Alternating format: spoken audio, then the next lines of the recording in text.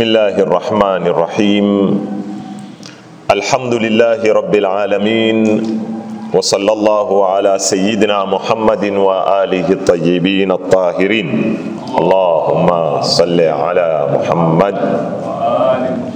اللهم أدخل على أهل القبور السرور. اللهم أغني كل فقير. اللهم أشبع كل جائع. اللهم اكسو كل عريان. اللهم اقضي دين كل مدين. اللهم فرج عن كل مكروب. اللهم رد كل غريب. اللهم فك كل أسير. اللهم أصلح كل فاسد من أمور المسلمين. اللهم اشفي كل مريض. اللهم سد فقرنا بغناك. اللهم وأغننا من الفقر إنك على كل شيء قدير. اللهم اشرح بالقرآن صدري، واستعمل بالقرآن بدني، ونور بالقرآن بصري، وأطلق بالقرآن لساني، وأعني عليه ما أبقيتني، فإنه لا حول ولا قوة إلا بك. يقول الله سبحانه وتعالى: يا أيها الذين آمنوا ادخلوا في السلم كافة ولا تتبعوا خطوات الشيطان إنه لكم عدو مبين. صدق الله العلي العظيم. Ndugu zangu Waislamu, tukiwa twazungumzia mbinu za ibilisi na shetani au mipango ya ibilisi na shetani inayotumika katika kumpoteza mwanadamu, ni lazima tusimame na msamiati ambao baadhi ya wanazuoni wanena ni katika moja lugha ya kimiujiza iliyotumiwa na Qur'ani katika kueleza mambo ya shetani na mipango yake. Nalo ni hili neno khutuwatu ash-shaytan. Mwenyezi Mungu katika Qur'ani ametukataza kwa lugha tofauti tofauti kumfuata shetani. Katika suratu Yasin ametuambia alla ta'budu ash-shaytan, msimtii shetani. Katika lugha nyingine ametuambia shetani ni adui yenu, fattakhidhuhu aduwa, na nyinyi mfanyeni adui. Lakini katika sehemu nyingine ambayo ndio tutakao kuizungumza leo, ametumia neno musifuate hatua zake, la tattabi'u khutuwati shaitan, musifuate hatua za shetani. Neno hili limetumika katika aya 4 katika Qur'ani.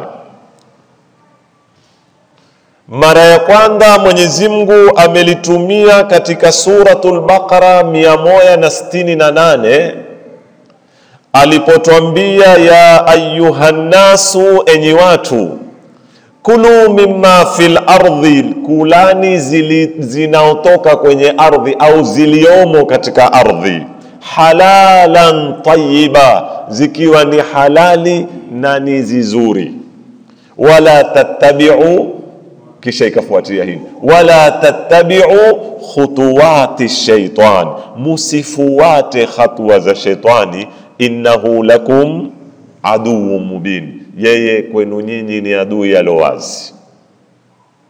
Na napenda hii aya muidhibiti katika kutukua natija mwisho wa mada. Nitarudi kuangalia hapa Mwenyezi Mungu ameieta nahi makatazo yake ya kufuata hatua za shetani katika msuko wa mazungumzo ya zakula. Ni nukta muhimu sana. Mazingira ya hii aya yanaozungumzia, ametuambia kulu mimma fil ardhi halalan tayyiba, kisha baada ya hapo akaja akatuambia wala tattabi'u khutuwati shaitan. Hii ni tuidhibiti. Mahala pa pili kumetaika neno hili katika Qur'ani ni suratul An'am 142. Suratul An'am aya 142. Tuisome. Anena wa minal an'ami hamulatan wa farshan, na katika hawa wanyama kuna wakubeba mizigo, kuna na wakutoa matandiko, sufi zile, mukatengeneza mazulia, mukatengeneza mavazi.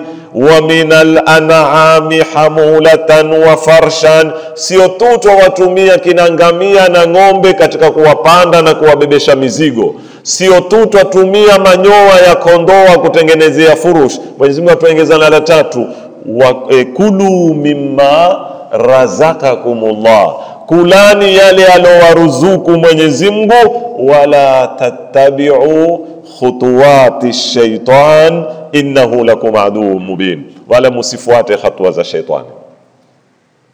Napenda pia muihifadhi suratul An'am imekuja katika kuzungumza zakula na kuzungumza wanyama, kisha ikafuatilia kukatazwa kufuata hatua za shetani. Aya ya 3 au sehemu ya 3 suratul Nur aya ya 21. Suratul Nur aya ya 21, Mwenyezi Mungu Subhanahu wa Ta'ala atuambia ya ayyuhalladhina amanu la tattabi'u khutuwati shaitan wa man yattabi' khutuwati shaitan fa innahu ya'muru bil fahsha'i wal munkar. Atuambia enyi mlioamini, musifuate hatua za nani? Za shetani. Na atakaye kufuata hatua za shetani ayue basi shetani huamrisha machafu na maovu, kazi yake. Aya hii wanazuoni watuambia, sikutaka kuzisoma aya nyingi zilizoko nyuma, lakini ukienda kwenye suratul Nur ukitaka kuangalia mazingira yake, aya hii ilikuwa iko kwenye kuzungumza masala ya zile zipimo za mtangamano baina ya mwanamume na mwanamke, matangamano, hijabu na masala kama hayo. Yani aya mbili za kwanza zilikuwa zazungumza mambo ya chakula. Aya hii iko katika kuzungumza masala ya hijabu, masala ya kutangamana wanaume na wanawake, masala yanayohusu kufumba mato. Kufumba mato si maana ufumbe mato ende tongo, yani kwa maana kutoangalia zitu za shahawati. Kwa hivyo iko katika mazingira hapa ya tupu, kule kulikuwa katika mazingira ya mdomo. Aya ya kwanza na ya pili yazungumza mazingira ya nini? Ya mdomo na tumbo. Kisha ikaitwa la tattabi'u khutuwati shaitan. Aya hii ya 3 iko kwenye mazingira ya kitu kinachoitwa farji, walladhina hum lifurujihim hafidhun, katika kuhifadhi chombo cha tupu ambacho ni si kile chombo cha nyama na nini, kinacho translate kitu kinachoitwa shahawati, matamaniwa ambayo yako nyuma yake. Na hiyo siyaki napenda muihifadhi, tutairudia. Sehemu ya 4 ya mwisho, suratul Baqara aya 208. Mwenyezi Mungu Subhanahu wa Ta'ala, na hii ndio niloifungulia darasa hii aya, alipotuambia ya ayyuhalladhina amanu udkhulu fi silmi kafa, enyi mlioamini ingiani katika huu Uislamu kwa wote. Ingiani katika huu Uislamu kwa nini? Kwa wote. Kisha akatuambiaje? Wala tattabi'u khutuwati shaitan, na musifuate hatua za shaitani, innahu lakum aduwwun mubin. Na hapa kuna mazingira yake makubwa hapa. kiagusia tu nitarudi kisha hizi kuzisimama nazo. Yani shaitani hapa azungumzwa katika mazingira yu'minuna bi ba'dil kitabi wa yakfuruna bi ba'd. Katika masala hili nalitaka nitalikubali, hili ni sawa, hili si sawa. Hapa Uislamu hufanya kazi, hapa Uislamu haufanyi kazi. Uislamu msikitini kwenye kuswali wafanya kazi, lakini katika biashara zangu haufanyi kazi. Uislamu katika kufunga wafanya kazi, lakini katika siasa zangu haufanyi kazi. Hizi ni mbinu za shetani. Mwenyezi Mungu atuambia, na ndio akatuambia ya ayyuhalladhina amanu udkhulu fi silmi kafa. Mkiamua kuingia kwenye Uislamu ingiani kwa wote. Mkiingia nusu nusu, matokeo yake ni haya: Uislamuni wa hamuko na ulimwenguni pia hamuko. Wale tuiona ni Waislamu na tuko nyuma, kwa sababu tumeutukua Uislamu nusu nusu. Sisi ni muhimu sana Uislamu wetu kuswali. Sisi ni muhimu sana Uislamu wetu kufunga. Lakini katika masala ya kuprogram wakati wako, kupanga wakati wako si muhimu. Ambao swala moja juzi Sheikh Ali hapa ametuambia katika hutuba ya Juma, katika malengo makubwa ya swala yamekuja kukufundisha wewe jinsi ya kuorganize maisha yako. Ili ujue asubuhi saa ngapi yatakikana niinuke ni swali alfajiri, saa 6 yatakikana ni nini. Inna salata kanat ala almu'minina kitaban mawquta. Sio tu uwe na wakati wa kuswali tu, uwe na wakati baada ya kuswali ile swala uimplementi katika maisha yako yote, katika mipango yako, katika kazi zako, katika maisha yako, katika familia yako. Ambao leo siri ya kufaulu katika maisha, ufunguo wa kwanza wa kufaulu katika maisha kwa mwanadamu ni jinsi atakavyokujua kuinvest katika wakati wake. Kwa sababu capital, kitu kinachoitwa capital, rasilimali, si zote kila mtu anazo. Ukizungumza rasilimali ya pesa, kuna wengine wanao pesa, kuna wengine hawana pesa.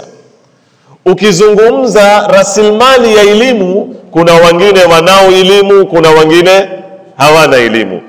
Sasa wewe Mungu amekupa elimu ni kuinvest kwenye elimu. Wewe amekupa pesa ni kuinvest kwenye capital hiyo ya pesa. Lakini mwayua kitu ambacho kwamba kila mtu unacho, hakuna soko nacho? Mwayua ni kitu gani? Ni wakati. Wakati kila mtu anao. Huna cha kunena mimi maskini wala mimi tajiri. Huna cha kunena mimi sikusoma lakini ustadi sina elimu. Elimu inaweza kuwa huna, mali inaweza kuwa huna, zijana yaweza kuwa huna. Mwenyezi Mungu akukuruzuku kila kitu, nena huna, lakini wakati huna. Kuna mtu hana wakati? Sote Mwenyezi Mungu ametupa wakati. Na ndio mtamuona ndugu zangu Bwana Mtume Muhammad sallallahu alayhi wa alihi wasallam katika hadithi iliyopokewa akimpa wasia mmoja katika maswahaba wakubwa, naye ni Abu Dharril Ghafari. Wasia muhimu sana hunu, ambao kila mtu katika sisi yatakikana basi, ikiwa si kila siku basi inga kila wiki usome wasia huu. Basi ikiwa si kila wiki basi kila mwezi usikose kuusoma wasia huu. Na ni mfupi, hauzidi mistari 2-3. Sinaambia sina wakati. Na ukiweza kupata mtu mwenye hati mzuri akuchoree au akuchongee, mchongaji mzuri kwenye kibao, uangike mahala katika nyumbani kwako ambao wapenda kuketi sana, uwe wauona mara kwa mara, au uangike mahala kwenye ofisi yako ambapo waweza kuuona mara kwa mara. Ingekuwa vyema sana wasia huu wa Mtume kumuhusia Abu Dhari usikose kuuona kila siku kwenye mbea mato yako, uandike. Si mrefu. Nakumbuka kabla siingia kwenye uwasia nikisoma baadhi ya zitabu, katika watu Mwenyezi Mungu alowafikia kuandika zitabu zingi. Mwanachuoni hata Sheikh Suleiman alikuwa akimnukuu sasa hivi, Sheikh Muhammad Jawad Mughniya, katika wanazuoni wa Kilibnani, hakuna fani hakuandika. Ni mmoja nimebahatikiwa kusoma zitabu zake zingi, kwa sababu ana uhodari wa lugha na ulimi mepesi. Hata ukawa jitwa katiti halifanyi kazi humuelewa zitabu zake, kwa sababu hapendi kufanya mambo magumu. Katika siku moja aandika katika introduction ya zitabu zake, kama sikusahau, cha ilmu al-usul alokiandika kiita ilmu al-usul fi thawbihi al-jadid, anena ni taufiki ya kuandika zitabu zingi hii nilonayo niliipataje? Asema maktaba yangu pale mahala ninapoketi nyumbani kwangu kusoma, mbea uso wangu nimezengea mchoraji mzuri, amenichorea bango nimeliangika. Kuna usemi wa Kiarabu wanena al-lailu wan-nahar ya'malani fika fa'mal fihima, mtana na usiku wa kula wa kutenda kazi, kwa hivyo na wewe utumie. Maneno haya ndio ameangika kwenye nini? Al-lailu wan-naharu ya'malani fika, ni kama ile al-waqtu kasayf, sio? Wakati ni kama upanga, ukitoukata utafanya nini? Utakukata wewe, haukungoji. Si gari kama utasimamisha, ngoja kidogo ndio kumwangalia khalati yangu hapa, kwamba utastop hauendelei, waendelea. Tuje katika mada wasia anaomuhusia Abu Dharr, bwana mtume amwambia igtanim khamsan kabla khamsin, amwekea mambo matano, ukitoyatumia utakwenda kwenye haya matano. Kanuni, omba dua mpaka asubuhi, haifanyi kitu. Kesha usiku uombe dua, Mwenyezi Mungu akupe mali. Kuna kanuni, sharti uzifuate kanuni. Igtanim khamsan qabla khamsin. La kwanza, shababaka kabla haramika, utumie ujana wako kabla hujazeeka. Usingoje tena huenda kwa simbo, akili zimeanda kutuza, ufundishwa yambo moya kutoka asubuhi mpaka saa 6 halishiki tena, memory zimeanda kuwa hazina tena, ziko weak. Ndio wewe tu umekuwa sasa wataka sana kusoma. Wapi? Al-ilmu fi sighari kanakshi fil hajari, elimu ya ujanani ni kama kuchonga nakshi katika jiwe. Na ni kweli, yeo miao ndiani peke yangu, nimetoka nyumbani saa 9:30, natembea, penda niwaelezee kidogo mambo ya kutekesha mwingine. Pekee natembea ndiani, mara tu ghafla nikajikuta huimba burda peke yangu, tuko ndiani kete, nikausema amin tadhakkuri jiranin bidhi salamin mazajta dam'an jara min muqlatin bidami am habati rihu min tilqa'i kadhimatin wa awmadha albarqu fi dhalma'i min 'idami famali 'ainaka. Muda mrefu kisha papo nikasimama nikasema, nilihifadhishwa lini hizi mimi? Niwakumbushe 88 ule ukuta kule nyuma na mzee, na siakishika tena kitabu cha burda paka yeye 88 baada salati alfajri, kila siku ya juma kule mwisho kwa kipembe chake mzee kula kiketi na chai yake kavu baada salati alfajri, tukiketi ukia kama hukuzihifadhi beiti 5 mfano za burda, utajipanga wewe Sheikh, manake uketizie na makora yake pale. Sasa najaribu zitu na kisha najiuliza, hawa vijana, mimi naangalia wanangu, hawa vijana wetu wa sasa wao wakahamu kama kuna burda vile kitu kikiingia kwenye kitwa katika hali ya ujana akitoki. Waqi'an, tuko katika kutaja walimu, tuwakumbuke walimu uko hai. Mmoja katika walimu zangu Ustadh Talib Mubarak, katika mtu alotupa tashjii sana kuhifadhi mashairi ya Kiarabu ni yeye, wakati tuko thanawia. Na alitufikisha wakati mimi mtu akinisomea shairi la beiti 10 mara moja tu mpaka mwisho, akimaliza namsomea kutoka mwanzo mpaka mwisho.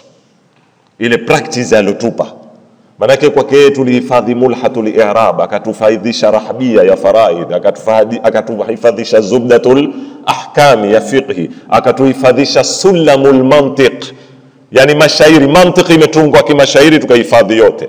Ilmul faraid ya mirathi imetungwa kimashairi tukahifadhishwa yote. Sijui fiqhi imetungwa kimashairi pale thanawia, na ilikuwa zizita akitufanyia mashindano tu hivi na akituwekea zawadi fulani na nini, mpaka akili kaanda kuzoea shekhe, ikafika wakati washika kama nini, kama smaku shekhe. Ndio hii bwana Mtume amwambia Abu Dharr, shababaka qabla haramika. Huu jana jamanini ni capital kubwa sana katika maisha yako ukijua kuitumia, na ukitiapo hapa wewe utakiona sasa yao. Kama sisi tuko huko chuoni zile taibal asma ya Allah mpaka leo tumezihifadhi, na hakuna siku wakumbuka kwamba wewe uliketi kuhifadhi, ni kwa sababu tu ya kukaririshwa pale chuoni. Ndio ile shababaka qabla haramika. Lingine Abu Dharri ahusiwa na Mtume wa sihataka qabla maradhika. Sio ngoja umeshikwa na maradhi tena umekuwa muwe ndio upita ukiomba dua, la, tumia afya yako, ni rasilimali hiyo uko nayo. Aendelea paka mwisho. Ninachokitaka mimi ni kwamba mengi aloyataya Mtume pale katika kumuhusia Abu Dharri yarudi kwenye kitu kinachoitwa umri wako, wakati wako utumie kisawasawa. Na kufaulu na kuhasirika katika dunia ni jinsi tutakavyokutumia wakati. Ndio Mwenyezi Mungu akatuambia wala asri, na apa kwa wakati, si alasiri. Na apa kwa nini? Kwa wakati. Kwa nini waapa kwa wakati ya Allah? Innal insana lafi khusri, mwanadamu uko katika hasara kubwa akitoyua kuutumia nini? Wakati. Hapa ndipo sisi sasa tunataka turudi. Sasa ndugu zangu, moja katika mbinu za shetani anazozitumia ni zitu Qur'ani imeziamkua khutuwatu shaitan, hatua za shetani, ili tusome kiortauwa mkua mkakati huu wa shetani. Tumeuona waswas, tumeona tazyin, huu mkakati wa khatuwat, huu mpango wa khatawat, mbinu zilizoko ndani ni zipi. Tuna haja tujue takriban mambo 4-5, ndio tutatoka na taswira mzuri ya hizi aya. Kwanza tuelewe neno khatwa la maanisha nini katika lugha. Pili, tuwarudie mufassirina wa Qur'ani wamezifasiri vipi hizi khatawati shaitani, wana tafsiri gani wao. Khatwa ni kitu maarufu, lakini ni zipi? Tatu, tusimame katika misuko ya hizi aya zilotumia neno khutuwati shaitan. Kwa nini kulikuja katika mambo ya kula? Kwa nini kulikuja kwenye mambo ya tupu? Kwa nini kulikuja kwenye mambo ya matamaniwa ndio likatumika neno khutuwati shaitan? Tuyatapishe yale mazingira, yatuoneshe jinsi ya shaitani anavyozitumia zitu kama hizi. Pia tujiulize suala, ikiwa sisi hatuwezi kumuona shetani mwenyewe, sio tumekubaliana hivyo kwamba jini hafanyi nini? Haonekani kwa maumbile yake. Ikiwa sisi hatuwezi kumuona jini mwenyewe, shetani mwenyewe, tutaziona vipi hizo hatua zake paka tuzifuate, paka Mungu atukataze? Kwa sababu ikiwa kuna jini ni sharti awe aonekana, kisha ndio zionekane hatua zake, kisha ndio na sisi tuweze kuzifuata hatua tulizoziona, ndio tuzifuate. Sasa ikiwa hazionekani, kuna maana gani Mungu alikuwa aje kutuambia tusifuate zitu ambazo haiwezekani kamwe kuziona wala kuzifuata? Sijui manielewa vizuri sana jamanini. Kisha tumalize, tuje tukisha kulijibu suala hili na kwamba la khutuwati zipo na tutaziona vipi, nitakuja kulijibu suala hili. Mwisho tuje tuyataye mifano, siwezi mambo yote wala itakuwa mada. Abrazu khatawati shaitan wa mayadini iblis, hatua za kudhihiri zaidi za shetani anavyotupoteza katika dunia na nyanja zake anazoteza na hizi hatawati ni zipi kwa mujibu wa Qur'ani. Tutataja mifano miwili mitatu. Twende katika nukta ya kwanza. Neno hatua katika lugha ya Kiarabu, najua nikisikia mahala hapa katiti baadhi yenu huchoka, lakini kidogo tu asisi misingi ya kielimu ndio tutakuja kufahamu. Husoma mara mbili. Mara ya kwanza husomwa kwa fataha na sakana, hatua. Khe ukaitia fataha, te ikatiwa sakna, hatua, hatawati. Na mara ya pili husomwa kwa dhuma mbili, khutuwati. Khe ikawa na dhuma na te ikawa na nini? Na dhuma.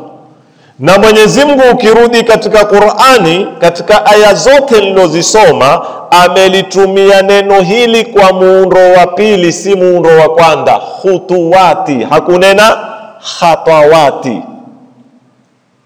Wala tattabi'u, utasomaje? Khutuwati, sio khatawati. Tofauti ya khatwa na khutwa ni nini?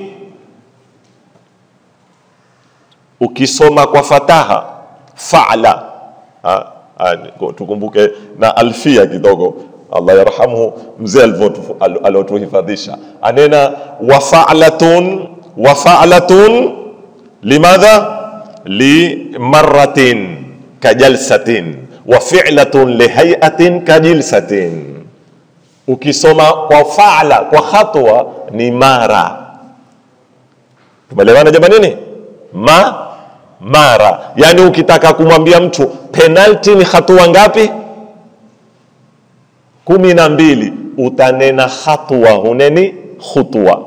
Hatua laeleza mara mbili, mara yani hatua mbili, hatua tatu, hatua nne, masamba mawili, masamba matatu, masamba manne. Na ndio Ibn Aqili katika alfia nena yeye wa fa'latun li marratin kajalsatin. Fa'la inakuja kwa nini?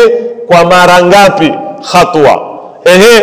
Ukinena khutwa ni nini? Bidhammataini, asema ni urefu wa baina ya masamba yako mawili.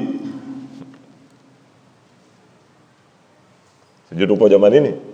Pale unaposimamisha guu moja la kushoto, kisha ukainua guu la kuvuli ukalipeka mbele, baina ya guu lako la kushoto mpaka liliposikilia guu lako la nini? La kuvuli, yale masafa katikati huanguliwa nini? Khutwa. Sijui tumeelewana jamani? Samani, yale masafa yaliyoko baina ya masamba mawili, neno samba nafikiri la huku kwetu ya maguu mawili, baada ya kuinua kutembea, yale huamkuliwa khutwa. Lishikeni hilo, kisha tuyaiwe maguu ya ibilisi na masamba yake, na vipi tutafuata khutuwati ash-shaytan. Hiyo ni katika lugha. Mmoja katika wanazuoni wanena katika ajabu ya Qur'ani ya kulitumia neno hili. Sikilizeni vizuri sana. Kwa nini akatumia khutwa? Asema ni ukaribu kwanza, ukaribu wa masafa baina ya guu na guu. Sikuketi nikapima, ingawa tunaweza kukhtalifiana, lakini general hatua moja yaweza kupata nchi ngapi? Mathalan futi ngapi? Tujalie pia pengine tutaniambia ustadh, mbona meta nchi nkatiti nno? Yani kuna wengine za kuwa na hatua kubwa, futi 2 mathalan. Futi 2 ni 20 na ngapi? Ni nchi 24. Ni masafa ya karibu sana Sheikh. Mtu aliyosimama wewe na wewe kwa masafa ya nchi 24 ya futi 2, napenda utukue katika kumlenga, katika kumpija, kuna kosa? Hakuna kosa. Yani uko karibu na wewe sana. Ndipo pale ukimtukua mano ambao umeingia naye katika vundu la watu, au uko katika mimi kubwa ya zikumbo, kama Mombasa ama Nairobi, huwa hukubali hatua zake ziwe mbali na zako aseka kupotea. Kwa hivyo saa zote wataka awe na nini? Awe karibu na wewe. Na ndio mwanachuoni mmoja anena katika miujiza ya hii ibara iliyotumika, inamaanisha sheitani mara nyingi uko karibu masafa na wewe, kwa sababu hatua zenu na hatua yako na yake ni futi 2 tu, karibu masafa. Nukta ya kwanza. Pili, asema mmoja katika wanazuoni katika miujiza ya ibara hii, tuko kwenye lugha tu iliyotumika, ni kwamba khutuwati, sio hatua, khutuwati, mwenye kutembea siku zote. Sikilia hapa msikitini, sijui umbali wa kwako mpaka hapa, tujalie wahitaji hatua 100 mpaka kusikilia hapa. Kwa hivyo utakwenda hatua ya kwanza, kisha uende hatua ya ngapi? Ya pili, kisha uende hatua ya 3. Kidogo nataka kuwaingiza kwenye mambo ya kifilosofi kwa lugha rahisi, neno bil quwa bil fi'l. Lau utaweza, usifanye kipractical watu waweza kuona mandazimu, fanya kitheory tuweza kutua karatasi. Ile barabara uifuatayo kutoka nyumbani mpaka hapa, chora laini za hatua zako. Kama itawezekana, andika ya kwanza piga number 1, ya pili number 2, ya 3 number 3, ya 4 number 5. Zichore mpaka kuingia pale kizingitini msikitini. Umezipata mathalan hatua ngapi? 100. Jamani, nikisha jiulize swala hili, hatua ya 100 yaweza kupatikana kabla ya kupatikana hatua ya 99? Hapo ushazichora, nenda iondoshe ya 99. Waweza kutoka hatua ya 97 ukenda hatua ya 99 bila ya kuweko ya 98? Huwezi. Waweza kwenda hatua ya 3 kutoka ya kwanza mpaka ya 3 bila ya pili? Huwezi.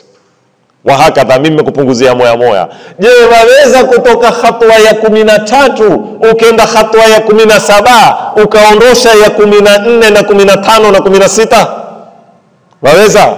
Huwezi. Sasa hatawati wanatuambia wanazuoni wa filosofi ni haraka, na haraka yenyewe ni kama namba 2 haipatikani kabla ya 1 na 3 haipatikani kabla ya nini? Ya 2, na kila moja ya nyuma inachangia mazingira ya kupatikana iliyoko mbele yake, na hupokezana. 2 hupokea kwa moja ikampa 3 ikapokea kwa 2 ikampa nani?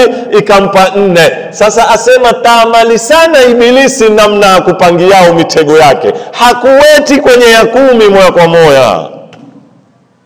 Huwezi kunitoa msikitini 5 salawatu kana mimi nenda kazini tu nitakwambia a'udhu billah, mimi mfanya mambo hayo. Huwezi kumwangusha mtu kwenye kilele waliu min awliya illah ukamteremsha kwa hatua moja mpaka kwenye danguro. Huwezi kumtoa mtu alokuwa akiaminika kwenye mui moja kwa moja usiku muandamane mwende mkavunde milango mujepe. Haiandi hapo. Haiandi hatua ya 10 wala haiandi hatua ya 20. Uando hatua ya nini? Ya kwanza.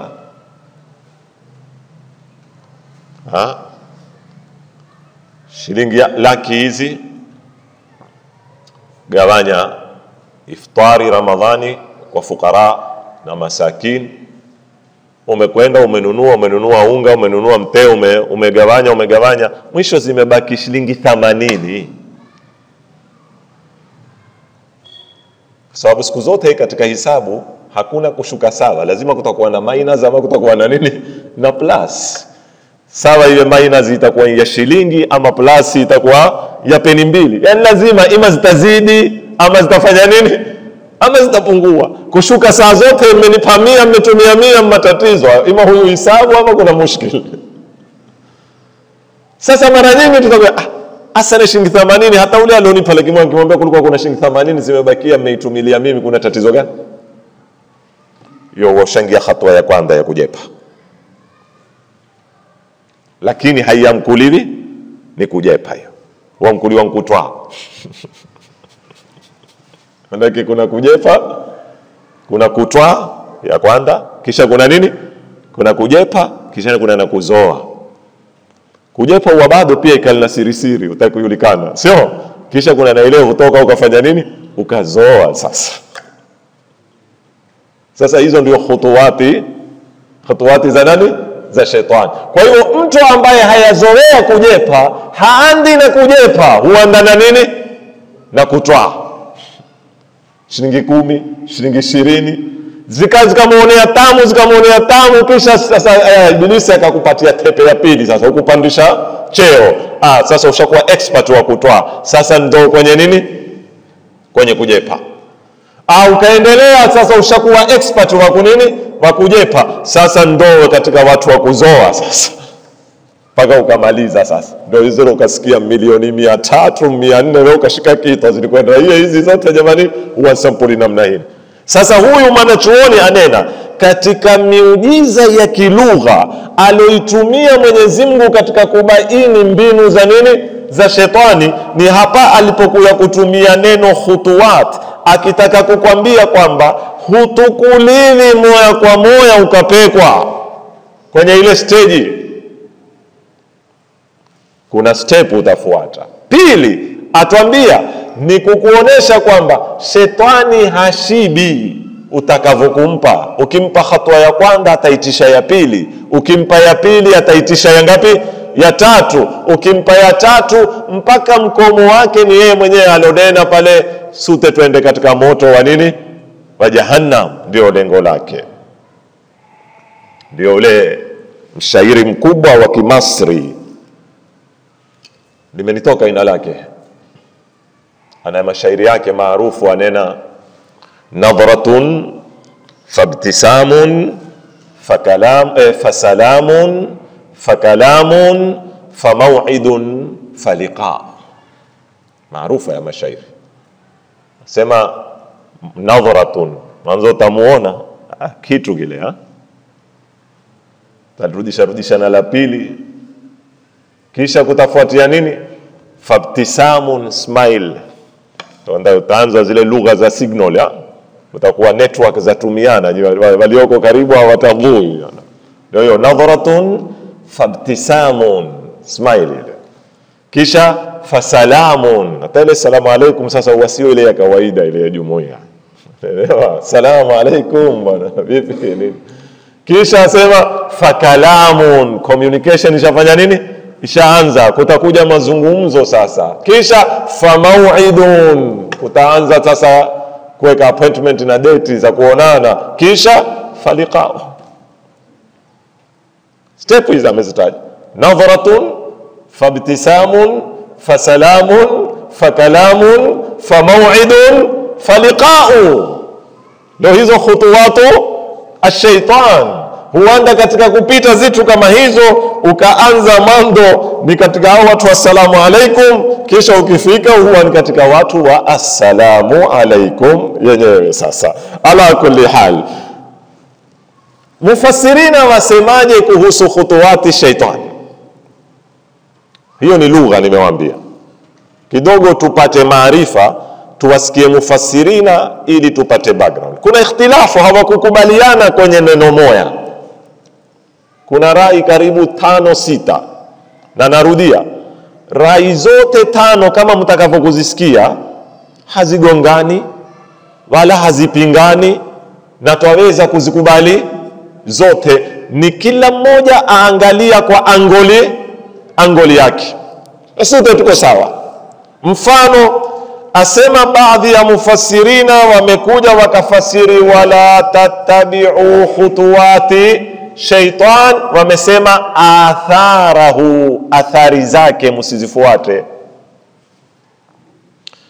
Mwingine asema amaluhu, matendo yake msiyafuate, na huyu ni Ibn Abbas. Mepokewa kauli hii kutoka kwa Ibn Abbas. Yani musitabe, musiigize anavyofanya yeye. Katika moja kuigiza matendo ni katika kufuata hatua za mtu na nyayo zake na athari zake. Na hapa vijana nataka kuwatanabahisha kitu kimoja. Ujana utumieni, tezani, katani nye wakati wenu. Niwaambia mimi, laibun wa lahun wa zina, sio?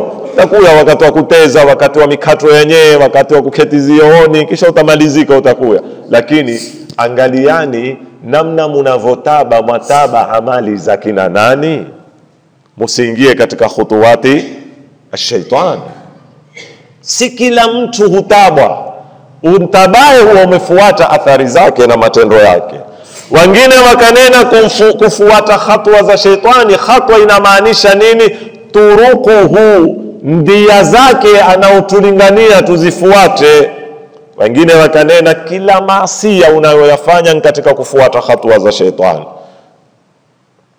Wengine wakanena kila mila na dasturi na sheria zisokuwa sheria za Mungu na zinaogongana na sheria za Mungu, hizo zaingia katika khutuwati ash-shaytan. Wengine wakanena ni makosa yako yafanyayo yote ni nini. Hizi taziona zote ziko kwenye kutembea makosa, maasiya, tuko hapo hapo. Kila mtu ayua kufuata hatua za shaitani ni kufuata, ni kufanya maasiya, ni kufanya makosa. Lakini pamoja na ihtiram na kuwaheshimu wanazuoni hawa, hamuyatupa tafsiri ya khutuwati. Kama ilikuwa tafsiri ya khutuwati ni kunena musifuate maasiya, Mungu angekuja tu akanena wala ta'su, musiasi. Kama aya nyingine alipotumia neno khutuwat ni kwamba nyuma ana message mzito yataka kutumika katika hili neno khutuwat. Nitawapa mfano. Mwenyezi Mungu katika Qur'ani mara nyingi katika kukataza maasiya huja direct. Musijepe, musinene urongo, musidhulumu, moja kwa moja huya. Atumii lugha za mafumbo wala mikato mingine. Isipokuwa kwenye zina hakuja direct kuikataza zina. Amekwambia wala, hakunena wala taznu, amekwambia wala taqrabu zina, musikurubie zina, sio musizini. Sasa hapa kuna tofauti, lazima tusimame tuulize falsafa ya kutumika neno wala taqrabu zaidi kuliko kutuambia tusizini kama kwenye maasiya mengine. Kuna ujumbe gani Mwenyezi Mungu ataka kuutuma hapa? Ujumbe ni hunu: huwezi kuikataza zina ikiwa umeiwekea mazingira ya zina. Huwezi kukataza zina ikiwa huku watoa leseni za watu kufanya nini? Kuzini. Kwa hiyo Mungu anachokitaka nini? Ni mazingira yoyote yanaosababisha watu kuzini yabomolewe. Kwa sababu tunapozungumza zina, jamanini poleni, kuna mambo mengine wanaweza kuniambia tuko kwenye saumu, lakini leo nitabidi niyazungumze wazi. Tunapozungumza zina, jamanini, twazungumza kiungo cha matamaniwa kinaoongozwa na bwana mkubwa ambaye ndio bosi wa kila kitu. Hatari sana, mahala very sensitive. Mtu aweza kuvumilia ndaa mara nyingine kiasi fulani, mtu aweza kuvumilia mengine, lakini shahawati za jinsia za kiseksi zikiwa kisawa sawa, hakuna mateso. Kisha uziweke na kwenye mazingira ya zungu hutokota. Sasa kutafanya kazi? Aya zitafanya kazi tena hapo? Hadithi zitafanya kazi tena? Mawaidha yatafanya kazi tena? Yeo wanawake huitembelea bila ya hijabu, yeo kuwe hakuna mipaka ya ikhtilaf. Kisha umtumbe barobaro hayaoa, hana mahala popote pahalali, umweke simba katikati ya zizi, ana nini? Anandaa hayala mwezi, na akiangalia kuna wale kondoo. Simandia rafiki yetu Hamidu kwa kondoo gani wale? kondoo Shami yale matako yao ya nyuma makubwa sana. Ukiangalia huku kuna kondoo Shami, huku sijui mbuzi wa kizungu, huku ng'ombe wa Ulaya, kisha uketi na ule simba ndai mshishe mwezi umwambie waqala rabbukum ud'uni astajib lakum. Umweke darasa pale kizizini, umwambie bwana Mungu amenena msizini, Mungu amenena. Usiangalie mambo hayo, funga mato tu wewe, kisha usisahau. Na ukikushinda sana fa alaikum bisawm fa innahu lahu wida. Uangalie shekhe, simba tasubiri kwa muda gani? Ndio hatari ya yeo tunaoishi ulimwengu wa yeo. Mungu awasaidie vijana zetu. Yeo vijana muna jihadi kubwa sana shekhe. Vijana barobaro muna jihadi kubwa sana, kwa sababu kila kitu kimeatwa rede. Kinyume ukirudi miaka 30, 40, 50 nyuma, hata ukayataka hata kuyaona. Sasa Mwenyezi Mungu anataka kutuambia message zaidi, wala taqrabu azina, sio musizini. La, hakikishani mazingira yanaowafanya vijana wakenda wakazini pia haya mazingira yamefanya nini? Yamekontroliwa. Na hapa katika fremu hii ya taqrabu ndio utakuja kutoa hijabu, ndio utakuja kutoa masala ya watu kutangamana ovyo, ndio utakuja kuzitoa zile ahkami zote zinaohukumu suala la kisex lote. Kuvaa nguo, ustiri wapi paka wapi, ni nani haweza kutoka wazi mbele ya nani, ni nani hawezi kutoka wazi mbele ya nani, faragha yaweza kuketiwa kwa kiasi gani baina ya mwanamume na nani na mwanamke. Hizo zote zaweza kuwa ni ahkamu zaweza kutukua kurasa 50 60 za Kiislamu, zote zatolewa kwenye msingi wala taqrabu zina. Kinyume na lao Mwenyezi Mungu angalinena wala taznu, musizini peke yake. Hapa pia aliponena wala tattabi'u khutuwati shaitani, kuna kina hapa ndani lazima tukifahamu zaidi ya tafsiri hili. Mwenyezi Mungu Subhanahu wa Ta'ala akitujalia uhai na uzima, kesho tutaendelea kukikamilisha kipande hiki, ni nini kinachokusudiwa katika khutuwati shaitani zinaozungumzwa katika aya hii. Mwenyezi Mungu atupe uzima na afya na kila la khairi. Walhamdulillahi rabbil alamin, wa sallallahu ala sayyidina Muhammadin wa alihi at-tahirin.